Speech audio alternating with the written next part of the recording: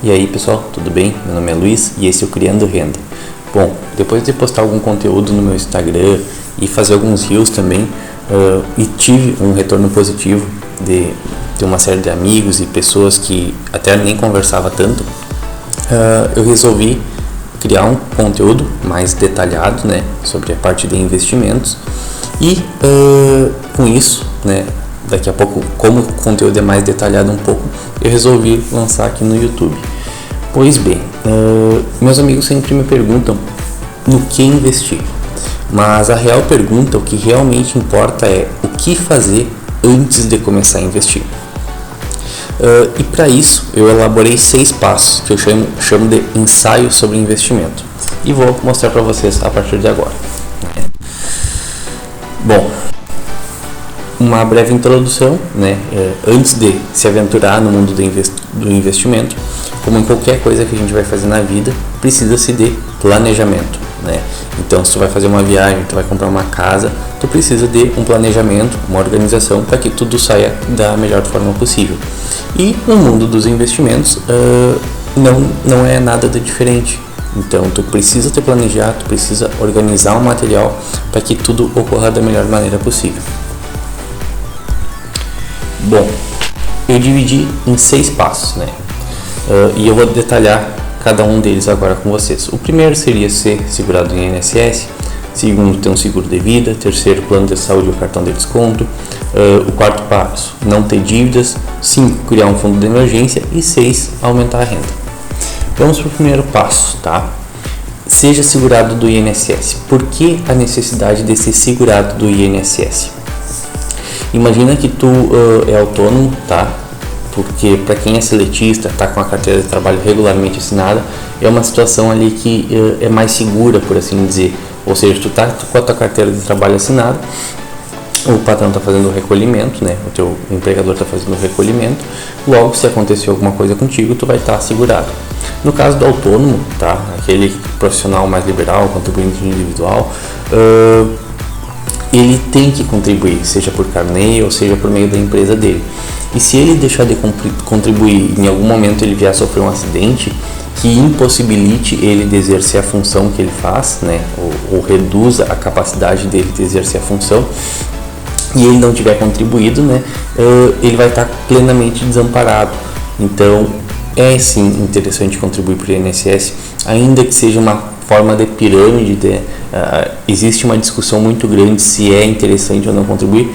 Eu acredito que sim, em primeiro momento, até tu conseguir um equilíbrio financeiro, a contribuição do INSS vai fazer com que tu esteja resguardado caso algo aconteça contigo.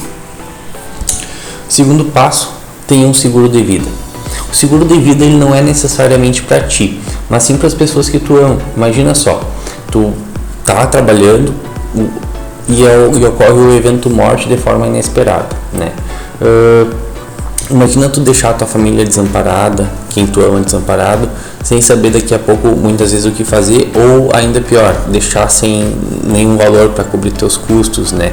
Eventualmente, enfim, tu precisa de uma internação médica hospitalar, as coisas não acontecem da maneira que se espera e o que sobra muitas vezes é a tristeza e dívidas, né? Então o seguro de vida ele é uma maneira para evitar que a parte pelo menos das dívidas seja amortizada, né? Terceiro passo, tenha um plano de saúde ou cartão de desconto. Qualquer gasto médico hoje, ou consulta médica, ou uma série de exames que tu vai fazer, necessita de dinheiro, né? Tudo demanda muito dinheiro. Então, se tu não tiver um cartão de desconto, um plano de saúde bom, aquelas reservas que tu vinha fazendo, possivelmente elas vão ser deterioradas ou diminuídas em razão dos gastos médicos que tu terá. Então, ter um cartão de desconto ou um plano de saúde vai fazer com que tu amortize os gastos. Quarto passo, né?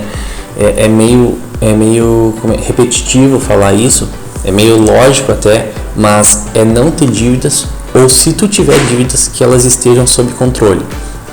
Não adianta muitas vezes tu querer investir, tu querer aplicar, tu querer tentar localizar a ação da hora, a ação do momento que vai dar um possível lucro rápido, se as tuas dívidas não estiverem controladas, tá? Isso daí vai vir, como é que eu posso dizer, um cansaço cognitivo para ti, porque tu tá investindo, mas tu sabe que a tua situação financeira, que as tuas dívidas não estão pagas. Então, de certo modo, tu tá tirando de uma ponta para colocar na outra, né? É como se tu estivesse tapando teus ombros e estivesse destapando teus pés. Essa coberta é muito pequena e não consegue te tapar por completo. Então, primeiro tu ou não tenha dívidas ou que elas estejam sob controle. Só a partir daí, de cumprir esse passo, aí tu parte para a parte dos investimentos. Quinto passo, né? É clichê, todo mundo já fala sobre isso, mas é criar um fundo de emergência, tá? E quando eu digo fundo de emergência, não precisa ser literalmente o que os educadores financeiros falam. Para cada pessoa, ele pode ser um pouco mais flexível ou um pouco mais rígido. Por exemplo, no meu caso, eu utilizo 5 meses dos meus gastos mensais, tá? Até aqui eu fiz um exemplo rapidinho, 5 meses do meu custo de vida, né?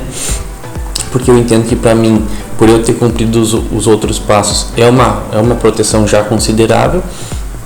E aí, como eu aplicaria o meu fundo de emergência, né? Eu colocaria 30%, coloco 30% em 2 bancos digitais que pagam no mínimo 100% do CDI.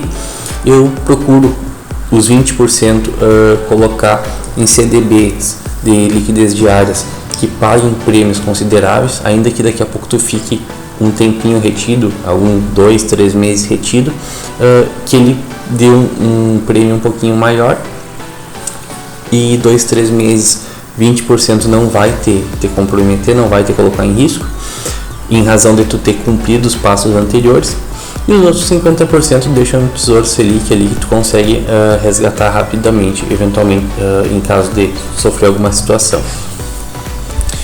Bom, aqui eu fiz um exemplo rápido também de como seria um fundo de investimento, como eu calcularia o meu fundo de emergência, aliás.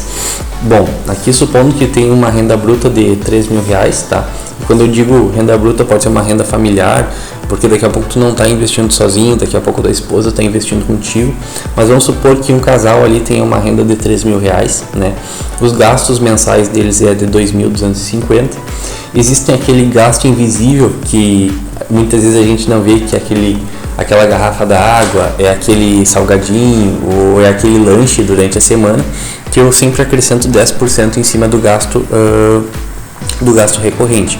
Então, o valor final, um custo mensal de vida, a gente tem ali 2.475, né? Sobrou 525 aproximadamente.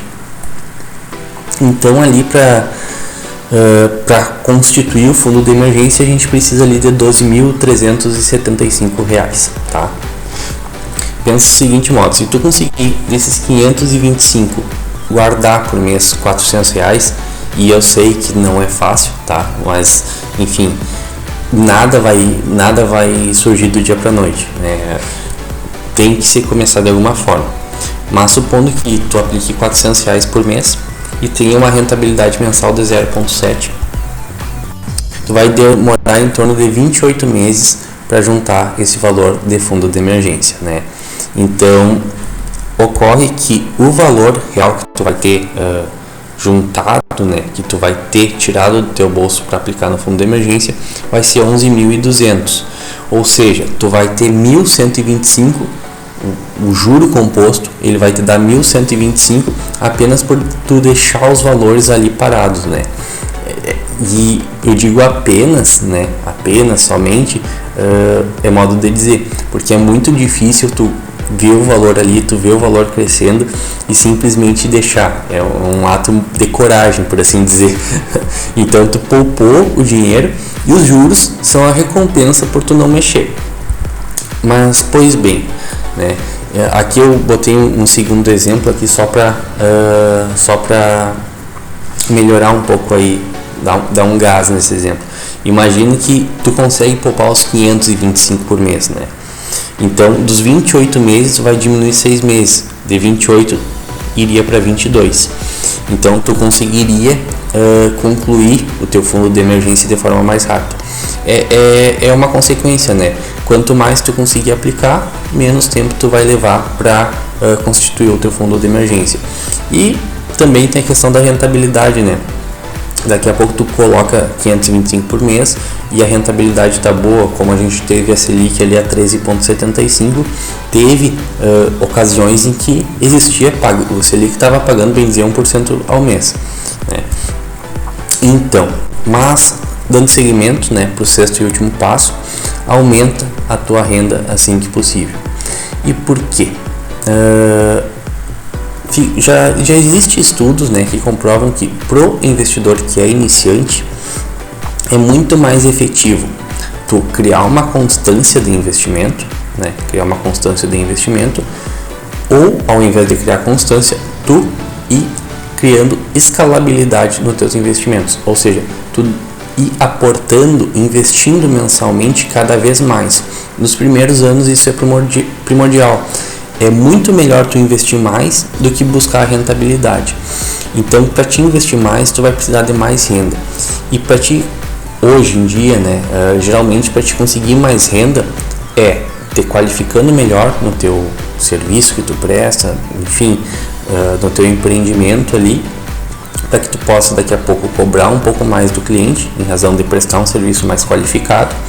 Consequentemente vai aumentar a tua renda e vai aumentar a tua capacidade de aporte, né? Ou daqui a pouco é tu criando um empreendimento paralelo, né? Um serviço paralelo que tu faça para também aumentar a tua renda, aumentar o valor do teu aporte mensal, né? Partindo aqui para finalizando aqui para a parte da conclusão, né? Tu tem que desenvolver o hábito de investir, mas antes tu tem que cumprir esses passos. Ninguém é obrigado, mas esses foram os passos que eu cumpri para que eu conseguisse iniciar de forma mais segura, né? Bom, aqui a gente estaria indo já para o módulo 2 com mais detalhamento sobre o assunto do investimento, né? Mas vamos retornar aqui para o módulo 1. E aqui eu coloquei, investir não é diferente de uma atividade. Para cada caso precisamos de ferramentas certas e até mesmo auxílio de terceiros. Então assim, retornando para os passos. Se tu vai começar a investir, começa com segurança. Não coloca toda a tua reserva que tu tem numa única tacada, achando que tu vai receber um dinheiro rápido, que tu vai pegar uma oportunidade e isso vai fazer um diferencial na tua vida de curto prazo, tá? Isso daí é errado, tá?